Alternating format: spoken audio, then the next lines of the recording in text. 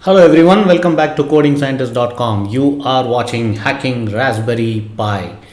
Alright guys, so in the last couple of lessons I showed you how to play around with your camera, taking the still image, taking the video and stuff like that. Now let's play around with our Thonny MicroPython IDE. I will write probably a few lines of code, MicroPython codes, to execute the camera and capture the images. So let's quickly move on to our VNC. I am already connected, so there you go.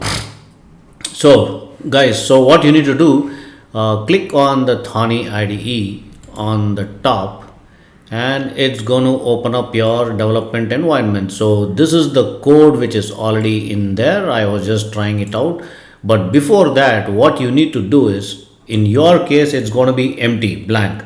So you need to actually save this program, right? So you need to, let me just copy this.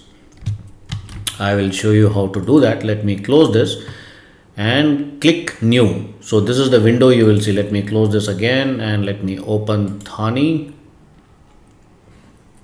So once you open, this is what you are going to see, a new window, blank sketch. Okay, so you need to click on new.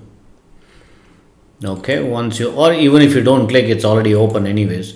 So what you need to do, you need to write your code here. So okay, so this is the basic structure of the code to just preview the still image from the camera.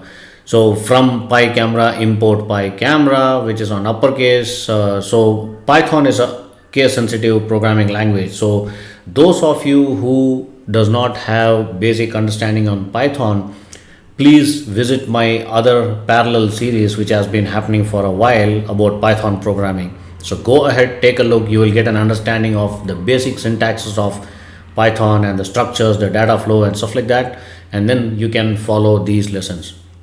So basically we are importing from time, we are importing the sleep aspects to give a fraction of seconds, and then we are from camera we are creating an object as a PiCamera, and then we are initiating the camera preview and then stop for 5 seconds, milliseconds actually, and then we are stopping the preview of the camera. So once you write this code, you can save this code. I'm going to leave the file at the bottom of the video.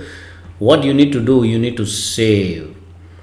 Okay, and it's going to open up another dialog box. Once you see this dialog box, you need to type camera.py. okay, you can name it whatever you want, but it has to end with .py. And at the bottom of this particular window you can see save. I am saving it on the home directory and I'm going to click OK, and it says it's already exists, so that's fine. I'm going to replace the existing file. Okay, now I'm going to run the code. So when I run the code, actually, you know what, since we are connected on the VNC, we cannot see the video live, right? So you'll have to do this exercise connected to your HDMI port, to the monitor and the keyboard. That's where you can see the live image. Through remote access through VNC you may not be able to see, but still I'm going to run the code in case if any error comes up.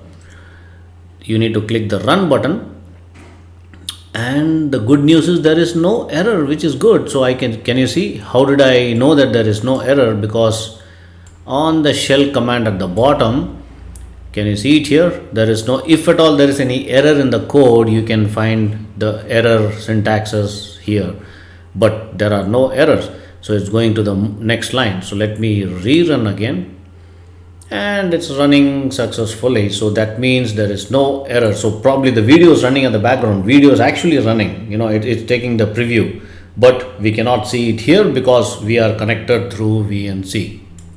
So guys, it's a pretty simple lesson. So go ahead and write this code and check what happens. Make sure you are connected on your HDMI port and with the USB monitor, the USB keyboard and mouse with the HDMI monitor.